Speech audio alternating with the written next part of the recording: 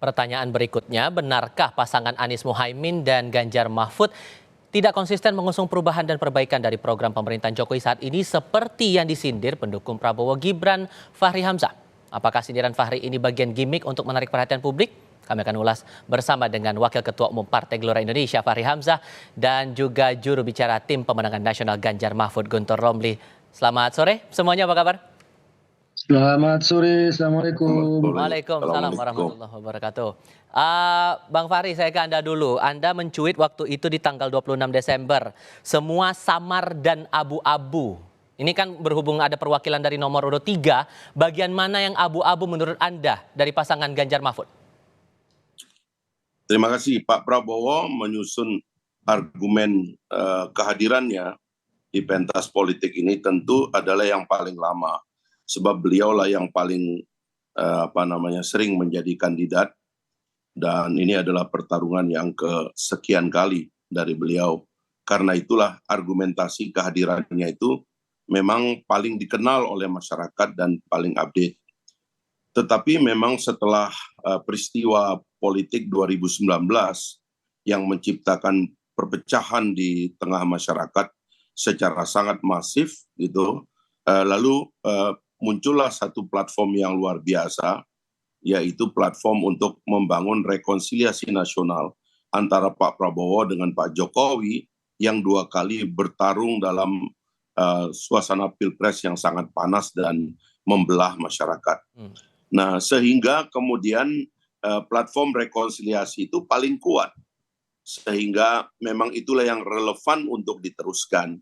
Memang ada pertanyaan-pertanyaan lain tentang ketidaksempurnaan sistem yang kita miliki sekarang, sehingga posisi dari kandidat itu banyak yang tidak jelas. Misal kalau untuk pasangan nomor 3 gimana tuh? Ya, misalnya bagaimana cara antara partai oposisi dengan partai yang masih berada di dalam pemerintahan bergabung menyebut dirinya oposisi. Ini kan satu anomali ya.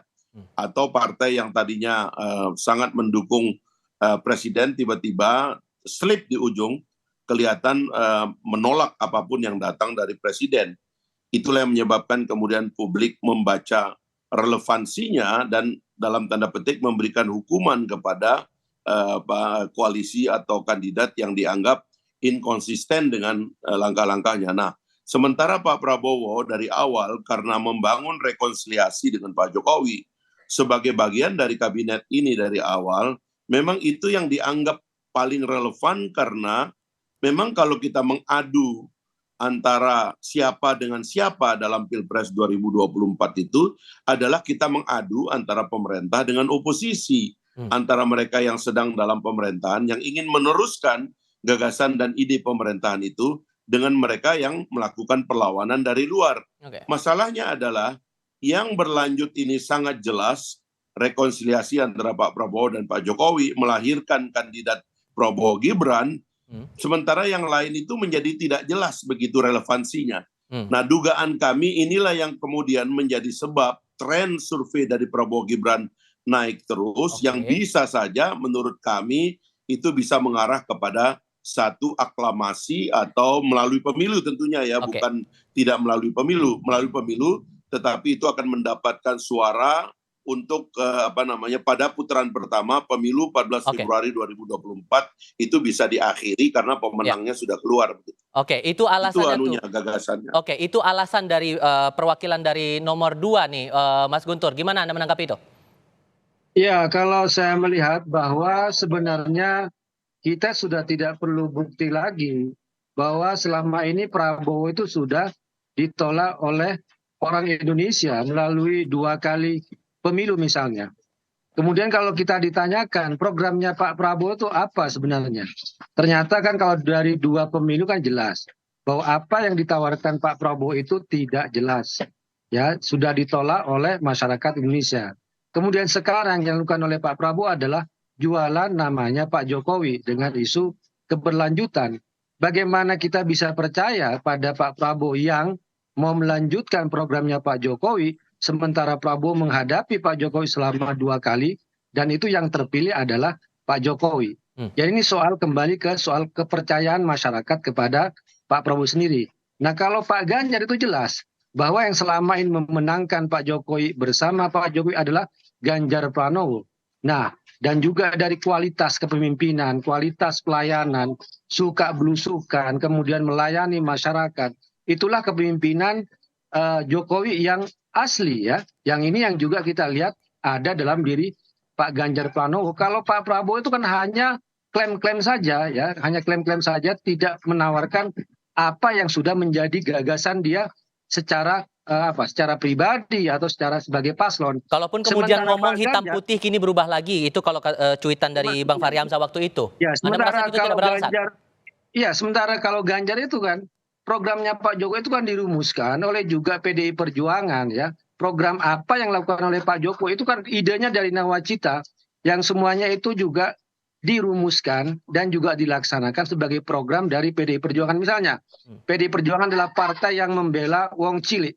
Bagaimana program membela wong cilik yang dengan Kartu Indonesia Pintar, dengan Kartu Indonesia Sehat, dengan BLT, ya dengan bantuan-bantuan yang lain, itulah bantuan yang benar-benar pro kepada orang kecil. Oke. Jadi kalau dikatakan bahwa yang benar-benar ingin melanjutkan Pak Jokowi ya sebenarnya adalah Ganjar Pranowo bukan Baik. Prabowo karena sejarahnya sudah berbeda. Demikian. Oke, dibilang malah yang pasangan nomor 2 yang tidak jelas, bahkan Mas Ganjar sudah sempat bilang tidak ingin meneruskan program Jokowi dengan kacamata kuda. Bang Fahri melihatnya gimana tuh? Gini, Pak Ganjar itu sebenarnya adalah tim sukses Pak Prabowo saat Mega Pro. Pak Mahfud MD adalah ketua tim sukses Pak Prabowo Hatta. Jadi sebenarnya tidak bisa kita mengerti kenapa misalnya Pak Ganjar dan Pak Mahfud termasuk Ibu Mega tidak mendukung Pak Prabowo. Sama juga dengan tidak bisa kita mengerti kenapa sebenarnya saudara Anies Baswedan dan Muhaimin tidak mendukung Pak Prabowo. Tapi oke lah ya, saya cuma mau menyisir satu rangkaian cerita bahwa sebenarnya Pak Prabowo adalah hasil dari kesepakatan kolektif dari koalisi kabinet ini, dan itu satu-satunya yang relevan untuk dikontestasikan dengan yang lain, dengan yang menyatakan akan melawan hasil kabinet ini. Ini yang tidak ada, sementara rakyat ini kan menonton sesuatu yang tidak jelas. Pak Prabowo jelas mengatakan bahwa dari awal rekonsiliasi 2019 telah menyelamatkan bangsa kita dari COVID, dari perang di dunia ini, dari ketegangan geopolitik yang ada, telah menyelamatkan kita, bahkan sampai yang terakhir juga gara-gara rekonsiliasi inilah kemudian kita menjadi kuat. Nah, ini yang harus diteruskan bahwa rekonsiliasi ini baik, telah menunjukkan hasil yang baik, dan itu diteruskan.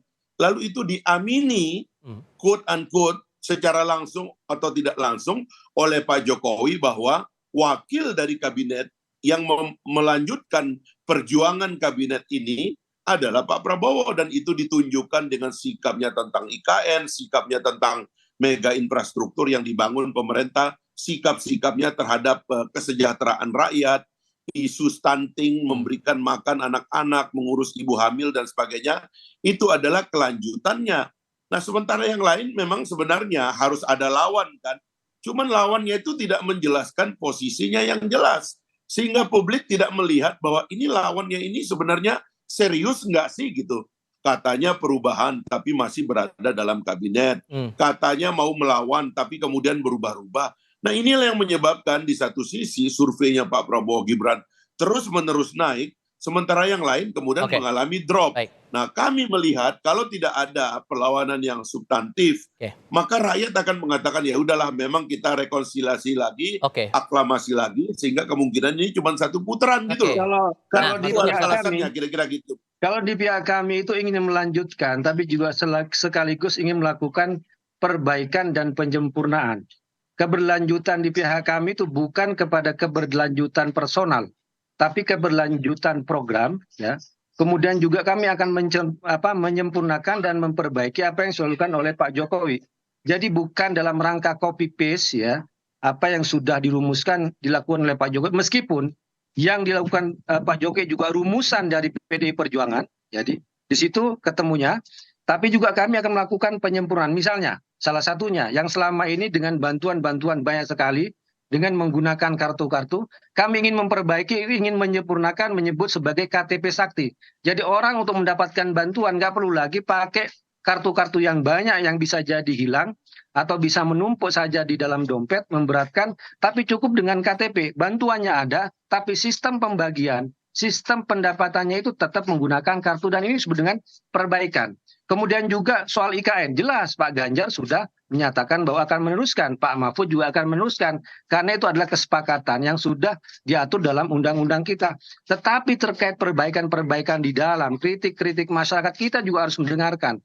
Misalnya tentang masalah tanah adat yang di sana. Kemudian juga konsorsium pengusaha yang dianak emaskan misalnya. Ini juga harus diperbaiki. Kita tidak boleh menutup mata bahwa dalam segala proyek ada dampak-dampak negatif, dan itu harus didengar dan harus diperbaiki. Kita jangan hanya memaksakan sebuah program atau meneruskan sebuah program tanpa memberikan juga kepada masyarakat hal-hal yang mereka juga inginkan.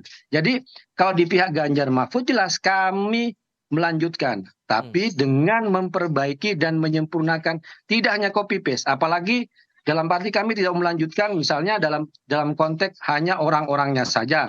Harus ada regenerasi di situ. Nah, disitulah kami ingin. Mas Guntur, kami alami kendala komunikasi, sempat terputus audionya. Saya coba ke Bang Fahri terlebih dahulu kalau begitu. Bang Fahri, tapi kan posisinya juga dari salah satu programnya. Kan begini silakan. Anggota kabinet itu kan namanya Pak Prabowo Subianto. 5 tahun bekerja sebagai teamwork di dalam kabinet Indonesia Maju ini. Dan selama teamwork Indonesia Maju itu lahirlah gagasan, lahirlah program, lahirlah rencana-rencana tentang masa depan. Dan itu telah dibuktikan resiliensinya dalam menghadapi krisis COVID dan sebagainya yang kita hadapi kemarin itu. Nah, sehingga mayoritas dari partai-partai koalisi dalam kabinet itu menyepakati Pak Prabowo yang menjadi calon presiden yang melanjutkan program-program Pak Jokowi, dan di dalam pengumuman daripada koalisi ini mereka mengatakan kami adalah berlanjut dari tim Pak Jokowi dan seterusnya dan seterusnya. Sementara di tempat lain itu tidak jelas. Ini yang ditangkap oleh publik karena tidak jelas itu Bang Fahri, relevansi perlawanannya itu menjadi nggak jelas juga gitu loh. Inilah yang menciptakan suara yang menurut saya mendekati aklamasi, bahwa rakyat melihat yang relevan untuk bekerja di masa yang akan datang itu adalah yang sudah bekerja, punya rencana, dan memang merupakan bagian dari kabinet ini. Saya yang ambil satu contoh, sorry Bang Fahri saya potong. Saya ambil satu contoh, program IKN itu kan dari Ganjar Mahfud juga punya sikap konsisten untuk meneruskan program itu. Berarti kan itu arahnya jelas, itu gimana? Ya itu ditangkap oleh publik penuh dengan keraguan bahwa kita akan memperbaiki semua yang kurang, pastilah itu. Semua orang juga akan melakukan itu gitu. Masalahnya publik itu tidak menangkap sebenarnya apa yang sikap mereka terhadap kabinet bagaimana. Kabinet ini bukan kabinet PDIP, kabinet ini kabinet Jokowi. Ini jangan lupa ya, ini presidensialisme ya. Itu Publik menangkap dengan jelas bahwa itu juga harus masyarakat juga harus dipimpin oleh Pak Jokowi, bukan jadi oleh partai politik. Bang Fahri ini hanya Prabowo dalam kabinetnya Pak Jokowi, Pak Mahfud juga dalam kabinetnya Pak Jokowi. Dan ingat bahwa beberapa program Prabowo itu malah menyudutkan Pak Jokowi. Misal real estate yang gagal ya, food estate yang gagal. Kemudian menambah alat-alat perang dengan hutang luar negeri 360 triliun. Ya, kemudian membeli alat-alat perang, pesawat bekas, itu malah membuat posisi Pak Jokowi semakin tersudut. Ya, itulah jadi kalau bicara soal dalam sementara kabinet, Pak Jokowi mengapresiasi program-program Pak Prabowo itu yang menjadi masalah. Sementara teman-teman menolak begitu loh. Itulah yang menciptakan kebingungan publik. Anda ini posisinya di mana? Pengumuman deklarasi capres yang dihadiri Pak Jokowi itu hanya Ganjar Pranowo. Apakah deklarasinya Prabowo dengan Gibran dihadiri oleh Jokowi? Jawab saja. Dihadiri tidak? Kalau kita mau bertanya, korelasinya gimana kalau begitu menurut Anda, Mas Guntur? Anggota kabinetnya itu adalah Pak Prabowo yang menjadi calon presiden. Dan kemudian menjadi wakilnya adalah Mas Gibran yang merupakan anak biologis pada Pak Ya Jokowi. itu, menurut kita Lalu kemudian masyarakat itu nggak berdasarkan sebodoh itu desain ya, platform karena hanya rekonsiliasi anaknya ikut dalam nasional kontestasi, yang kita kemudian rancang itu bapaknya memang ikut. Menurut saya yang masyarakat disebut nggak keberlanjutan itu nggak adalah Pak sesederhana Prabowo dengan itu, Mas Gibran. tidak Oke. sederhana itu gitu lah. Jadi kan gini, klaim satu partai politik terhadap seseorang itu yang kita mesti hapus di masa depan. Karena kita ini menganut sistem partai dalam demokrasi, bukan partai dalam tradisi komunisme. Baik. Sehingga kepemilikan partai politik terhadap kandidat itu tidak bisa dibenarkan. Oke. Kabinet itu miliknya presiden, bukan milik partai politik. Baik. Karena Oke. itu prinsip daripada keberlanjutan itu mengikuti maunya presiden, bukan Oke. maunya partai politik. Ini teori sekali ya. Ini 2024 Singkat Pak saja, Mas Jokowi Guntur. sudah akan berhenti menjadi presiden.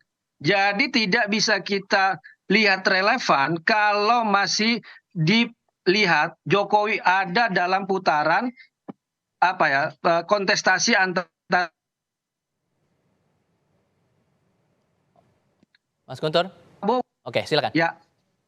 Ya, sekarang itu yang berkontestan itu adalah Ganjar dengan Prabowo, bukan dengan Jokowi. Oke. Nah sekarang masalahnya kan mau klaim-klaim Jokowi saja, padahal jelas bahwa satu-satunya deklarasi capres yang dihadiri oleh Presiden Jokowi adalah Ganjar. Baik. Prabowo Gibran, meskipun Gibran anaknya sendiri Jokowi, tidak hadir dalam deklarasi capresnya mereka. Jadi kalau ditanya siapa yang masih didukung Jokowi, ya jelas Ganjar Pranowo dong, karena satu partai dengan Pak Jokowi. Kecuali Diskursus ini Pak masih Jokowi akan dan bilang akan secara eksplisit gitu loh. Oke, diskursus ini masih akan panjang, tapi kita akan coba didiskusi di forum-forum berikutnya. Terima kasih banyak untuk saat ini, Bang Fahri Hamzah. Terima kasih, Mas Guntur Romli juga terima kasih. Selamat sore semua. Terima kasih.